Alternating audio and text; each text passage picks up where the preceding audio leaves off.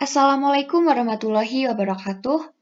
Perkenalkan, saya Hanifah, NPM 2010303042 dari kelas IPA 3 akan memaparkan hasil LKPD yang telah saya buat untuk memenuhi tugas mata kuliah yaitu pengembangan bahan ajar.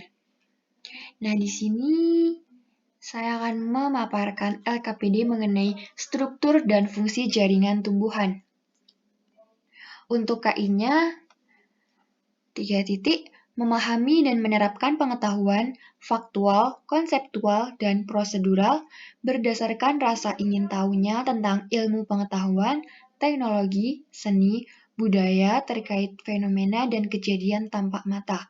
4 mengolah, menyaji, dan menalar dalam ranah konkret, menggunakan, mengurai, merangkai, memodifikasi, dan membuat, dan ranah abstrak, menulis, membaca, menghitung, menggambar, dan mengarang sesuai dengan yang dipelajari di sekolah dan sumber lain yang sama dalam sudut pandang atau teori.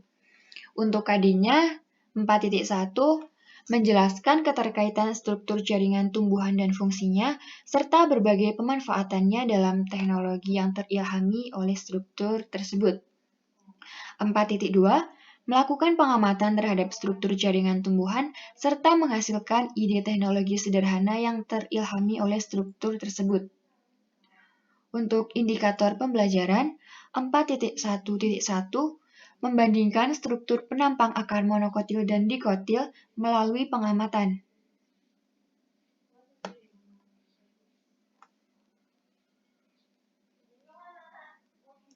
Nah, ini adalah hasil LKPD yang telah saya buat, yaitu mengenai akar.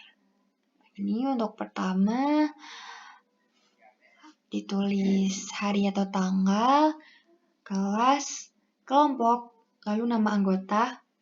Nah, untuk tujuan, yang pertama mengidentifikasi bagian-bagian dan fungsi organ tumbuhan. Yang kedua, menjelaskan fungsi setiap jaringan yang terdapat pada organ akar. Dan yang ketiga, menjelaskan perbedaan struktur penampang akar monokotil dan dikotil. Nah, untuk aktivitasnya, tahap 1 mengajukan pertanyaan atau masalah. Di sini masalah yang saya berikan yaitu apa sajakah bagian dan fungsi organ utama tumbuhan, bagaimana bagian dan fungsi setiap jaringan organ akar, apakah sama letak dan bentuk pembuluh akar monokotil dan dikotil. Nah, untuk tahap 2 yaitu membuat hipotesis. Hipotesis dapat dibuat dengan menjawab pertanyaan sesuai dengan masalah yang telah saya sebutkan. Nah, yang tahap 3 yaitu mengumpulkan data. Di sini dengan cara mencari materi melalui buku atau LKS, e-learning atau video tentang bagian dan fungsi organ utama tumbuhan serta bagian dan fungsi setiap jaringan organ akar. Nah, nanti data dikumpulkan di sini. Berdasarkan data yang telah diperoleh, nanti peserta didik mengidentifikasi mana akar tanaman monokotil dan mana yang dikotil dari gambar di bawah ini. Nah, ini gambarnya. Di sini diidentifikasi ya, mengenai akar tumbuhan 1 itu termasuk dikotil atau monokotil. Begitu juga dengan akar tumbuhan yang kedua.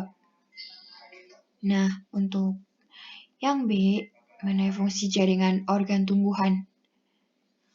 Ini ditulis dari luar ke dalam, baik itu jaringan monokotil maupun dikotil. Nah, untuk tahap keempat yaitu menguji hipotesis. Dari hasil data bagaimana perbedaan sistem perakaran serta letak pembuluh angkut pada tanaman monokotil dan dikotil. Nah, itu bisa diuji. Lalu tahap kelima, merumuskan kesimpulan. Nah, itu membuat kesimpulan dari yang telah dilakukan tadi. Baik, sekian dari saya. Kurang lebihnya mohon maaf. Terima kasih. Assalamualaikum warahmatullahi wabarakatuh.